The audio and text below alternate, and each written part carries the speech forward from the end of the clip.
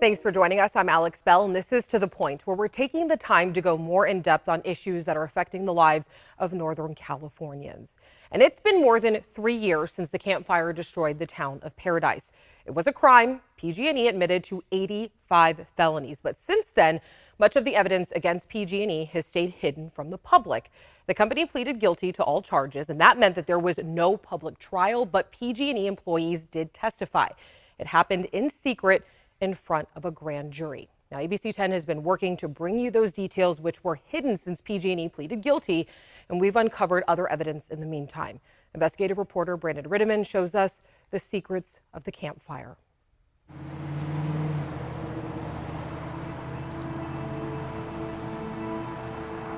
I never thought that I would see a town decimated at the level that Paradise was.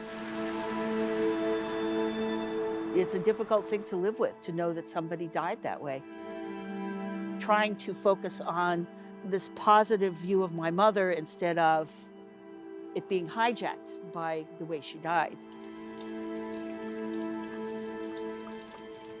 mean, it cost 84 people their lives, and it cost thousands and thousands of people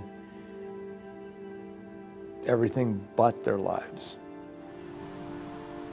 I have a different neighborhood, different doctors, different stores, a different church, a different job, a different house.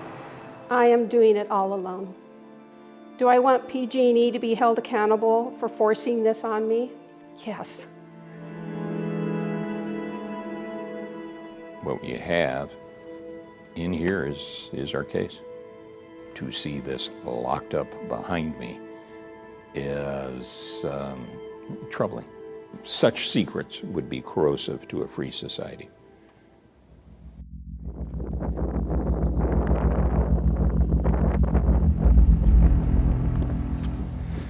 For the record, it is 10:53 in the morning of November 14th. This is Tower Site 1. 18 CA BTU 16737. This is the camp incident. We're revealing this video and several of the images you're about to see to the public for the very first time. We obtained them through state transparency laws. You're about to hear PG&E's own worker point to the smoking gun against his company.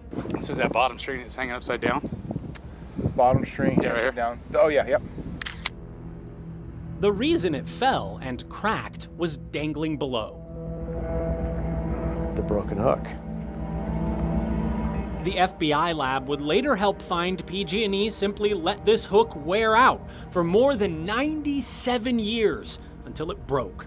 Lead prosecutor Mark Knoll. They knew that they had this problem. That's the negligence portion of this, choosing to ignore. To get the hook.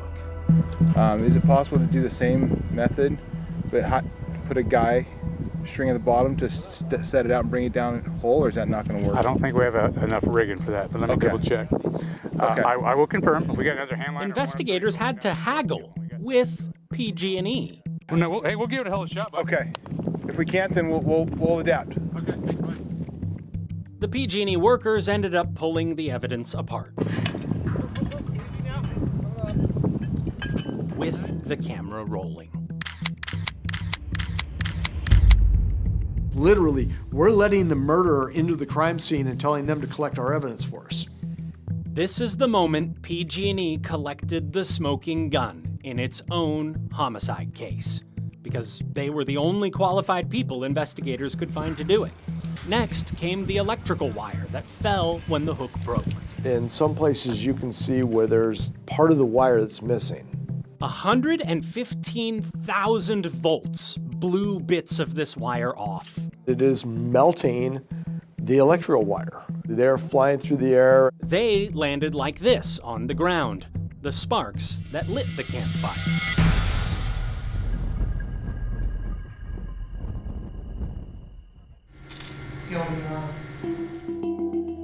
This case still has many secrets. What exactly was that evidence that so scared them that they felt that they needed to plead to 84 deaths in a huge arson case? In public, PG&E said it was fully cooperating with the Camp Fire investigation. But behind the scenes, PG&E's people didn't talk willingly. Many of those witnesses came with attorneys that PG&E had bought for those witnesses. Butte County DA Mike Ramsey used a grand jury to subpoena dozens of PG&E employees and put them on the stand. In here is our case. These binders contain those transcripts. PG&E's employees and regulators talking for almost a year. The record's nearly 7,000 pages, the closest thing the Camp Fire victims will ever get to a homicide trial. This is the people testifying and the evidence that flowed from that testimony. Under California law, grand jury transcripts are supposed to become public 10 days after the case is done. But the prosecutors can't let us look in these binders. The pages inside are sealed by court order. To see this locked up behind me is troubling. That right now is tied up in the 3rd District Court of Appeal. A lawsuit in this Sacramento appeals court paid for by PG&E sealed the transcripts on behalf of some of the 200 PG&E employees named in the criminal case. These 22 current and former employees claimed they were afraid for their safety. They were supposed to be anonymous, but the lawyers PG&E paid for didn't properly black out their names. Their lawyers told the court they were low and mid-level employees. That wasn't true. 2 appear on a list of high-level employees PG&E turned over to a federal judge. The rest are a mix of managers and line-level workers, some involved in the San Bruno gas explosion, some are scientists who knew about the hooks wearing down, and there's a person from PG&E's finance office whose LinkedIn profile still tells today how he helped save $2.8 million from the maintenance budget in the years before the Camp Fire. These employees are asking for all PG&E worker names and job titles to be blacked out if the court ever releases those 7,000 pages. The DA hopes not, warning it could turn the record of this case into gobbledygook. Will it be understandable? Will it be so heavily redacted that you really can't understand it? For the tree that was on the line, there's a tree on the line, started a fire, and tree grew into line, or it fell into the line? No, it fell into the line. I've never been able to get out of it because now I'm right back in it. These same prosecutors are investigating PG&E again for the 2021 Dixie Fire, which started in the same canyon as the Camp Fire. It burned more communities, including the town of Greenville. All I hear is excuses. Not only are we in the same position, but Shasta County's in the same position, Sonoma County's in the same position. They're not learning from their history, and that's why they keep repeating it. We had hoped that the job we did in the Camp Fire would cause that to change, and apparently it hasn't. I would like that every person in PG&E can read those transcripts, and they can see the mistakes that were made, and they can learn from them, and they can do a better job. But that's not happening. What we see from them in terms of learning is not so much learning how to do things safer. That would be the hope. But instead, what they're learning is how better to bury their crimes. At some point, it's got to change.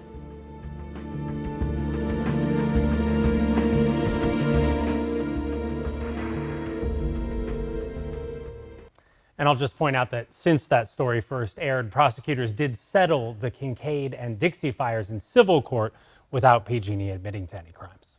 All right, and Brandon is going to be joining us after the break, so make sure that you stick around because we're going to learn more about those records that are being unsealed.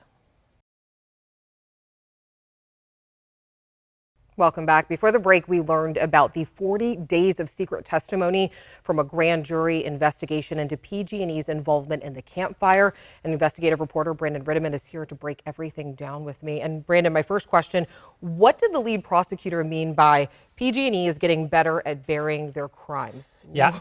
Explain that one. It's quite a statement. I've had a chance to talk with them about this a little bit more. And what they mean specifically is PG&E is putting less things in writing. You know, these prosecutors looked into the Dixie Fire, the one that burned almost 1 million acres last year, and they're telling us that they're having a harder time pinning down, specific records, things that are written down that they can point to. They feel like basically there's an effort to hide the ball. It's not so much about being safer, you heard him say. It's about, escaping culpability in their view. And the survivors, have they been able to rebuild at all? I mean, do they want to go back to Paradise? Do they want to go back to Greenville? Yeah, I'll just focus in on Paradise. It's something like 10% of the homes, maybe a little bit more, have been rebuilt. It's not always the same people. Some people are taking advantage of the cheaper real estate and this sort of new small town that's rising, from the burn scar. So it is a new town. It's fundamentally a different place. And will these documents ever see the light of day? Yes.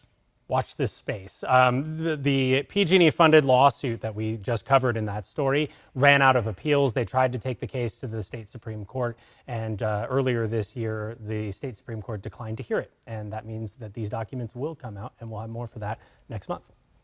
And just so you mentioned earlier when we were talking, some of these survivors, they're still living in trailers. 7 years after some of these fires, they're still trying to rebuild their lives. Yeah, no, absolutely. I mean, the people who are rebuilding that were in Paradise when the fire happened and in some of these other towns, they tend to be the people who had really good insurance on their homes, So they got their insurance money and decided they really wanted to be back there. A lot of people who had good insurance, though, decided to leave. They didn't want to be in a, uncompleted town for another 2 or 3 years, and it's hard to blame them. So they're in Idaho and North Carolina or wherever they decided that they could pick up and move to.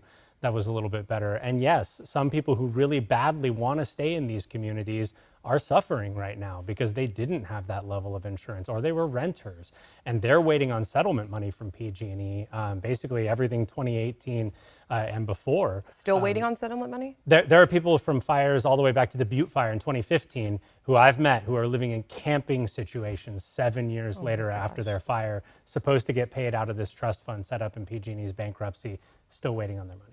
All right, Brandon, thank you so much. We appreciate it. Thank you. All right, after the break, we're going to break down President Biden's student loan forgiveness plan and the impact it could have on the economy.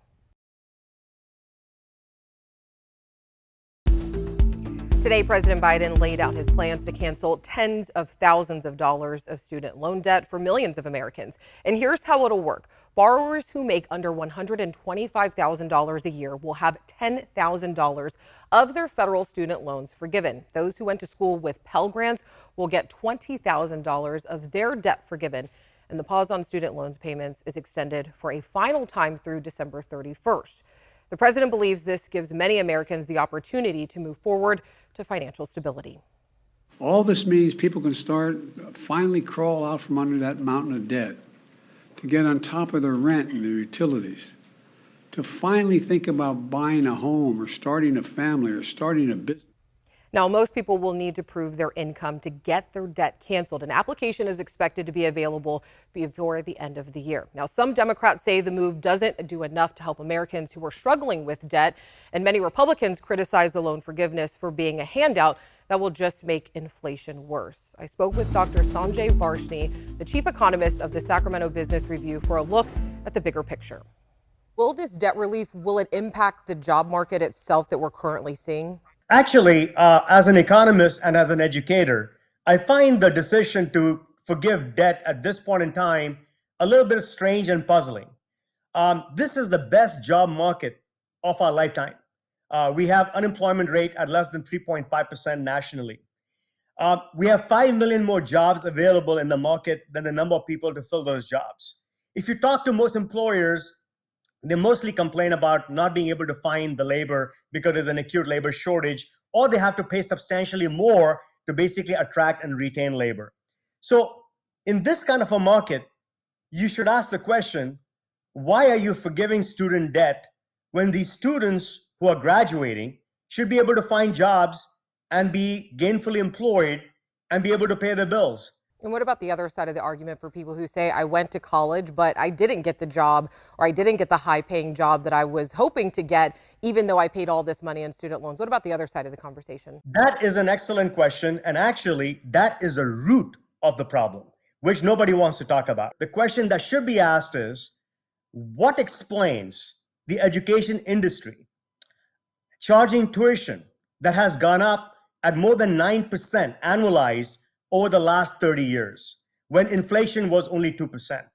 What explains the tuition bills rising higher and higher for the ordinary people in the United States?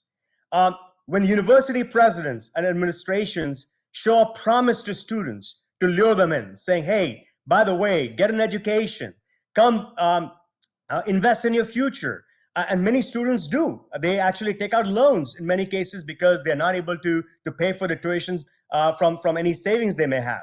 So what explains why these university presidents are not being held accountable? Do you think it's going to be hard to get people to pay their student loans back after this forgiveness? I think so. I think this is a signal to people that if you're smart and you want to play the government and you want to play the economy, don't pay anything, because the day is not too far that if they get lucky, Congress may actually decide to forgive the whole thing, because that's exactly what the argument has been. There's a lot of people, even in President Biden's own party, that are not happy with his decision because they expected everything to be forgiven, not just $10,000. All right. Thank you so much. We appreciate it. Anytime. Now, no surprise, this has gotten a huge reaction online, and you've been making yourselves heard. Jimmy says that the president needs to fully commit and get rid of all student loans for people making under $125,000 a year. They also say if the president was to do this and fix the cost of prescription drugs. Darren asked if people who have already paid off their loans get a $10,000 check. He thinks that when a student signs onto their loans, they have an obligation to pay them off. And then finally, Debbie says that once again, responsible people will end up paying for those who made bad decisions, and that she's tired of Democrats pandering for votes.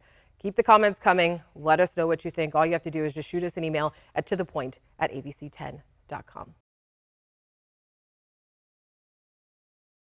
Finally tonight, the return of an old friend that some are saying is coming exactly at the wrong time. In a world of high-priced subscription services, streaming platform overloads, and worldwide pandemics, MoviePass, yeah, you heard that right, is reportedly making a comeback. Now, if you don't remember, MoviePass launched back in 2017, and for $10 a month, yes, $10 a month, you could see one movie every day. Well, the platform went bankrupt after 2 years, but not before 3 million people had signed up. So co-founder Stacey Spikes is resurrecting the service and hopes to relaunch in early September with $10, $20, and $30 option. But here's why people are saying this is coming at a bad time. According to ComScore, the number of major release films is down 43% compared to 2019. Those are movies that launch in more than 2,000 theaters. And then also attendance, that's down too. The American box office is down 31% this time, but when compared to 2019. But it's still doing much better than 2021. All right, thank you so much for joining us on this Wednesday evening. If you want updates about what you see right here on To The Point, make sure that you join our free text group. All you have to do is just text To The Point at 916-321-3310. You can also be a part of the show by letting us know what you want our team to look into. So we hope you have a great night, and maybe we'll see you at the movies, or maybe not. Oh, and before we go, Mariah, you've probably seen her. She makes us smile every day. She just got a promotion. She will be a producer here at ABC 10, so we couldn't be more proud of her. Thank you. Have a good night, guys.